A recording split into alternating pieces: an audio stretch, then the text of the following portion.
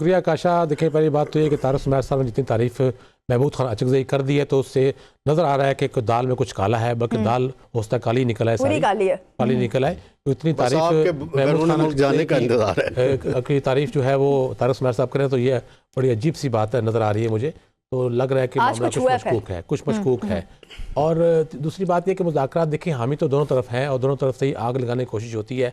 आप जब बात स्पेसिफिक करते हैं कि पीटीआई के सोशल मीडिया को कंट्रोल किया जाए, तो फिर जो आपके वज़रा की जो ज़ुबान और जिस तरह अंदाज वो गुफ्तगू को फरमा रहे होते हैं, तो उसको कंट्रोल कौन करेगा? शहबाज शरीफ साहब, नवाज शरीफ साहब, जहाँ तीसरी कुव्वत उसको रोकेगी। तो इसका पहले फैसला आप कर लें। लेकिन यहाँ जो बातें हो रही हैं स्पीकर साहब की, तो स्पीकर साहब ने जिस मुलाकात का जिक्र जहाँ पे हुआ तो उसमें एक और बात भी उन्होंने कही थी कि जो महमूद खान अचकज़ई है उनकी नामजदगी बतौर अपोजिशन लीडर के हवाले से पीटीआई में इख्तलाफात पाए जाते हैं। और वो मुतअद्दिद अरकान का उन्होंने हवाला देते हुए ये भी कहा कि उन्होंने फ़ोन करके कहा है कि हम महमूद खान अचकज़ई को अपोजिशन लीडर जो है वो तो तस्लीम नहीं करेंगे। जिस पर स्पीकर ने ये अपना ख्याल ज़ाहिर किया था कि क्यों ना इस पर तमाम जो अरकान हैं पीटीआई के, उनके दस्तखत लिए जाए ताकि कंफर्म हो सके कि कितने लोग उनके हामी हैं, कितने उनके मुखालिफ हैं। पहली बात तो ये कि ये चीज़ क्लियर इस तरह भी होगी, तो उस वजह से इनका जो तकर्रुर है उसमें ताख़ीर हो सकती है।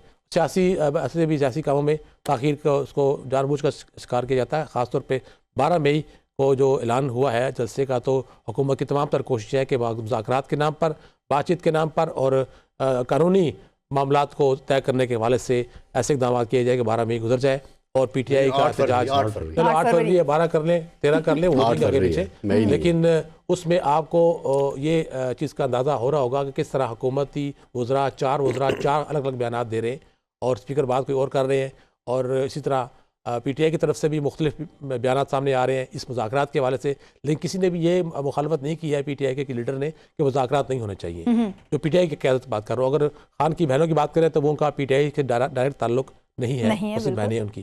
तो पीटीआई का मौक़िफ़ अभी तक यही है कि मुज़ाकरात के लिए तैयार है, लेकिन वो बात है कि वो मुज़ाकरात की शराइत क्या है या उनके उसमें नुकात क्या होंगे। सबसे अहम बात है नुकात की, जिसको हम बार बार कह रहे हैं कि ये मुज़ाकरात जो हो रहे हैं, ये मुज़ाकरात होंगे सिर्फ और सिर्फ खान की मुलाकात के हवाले से होंगे।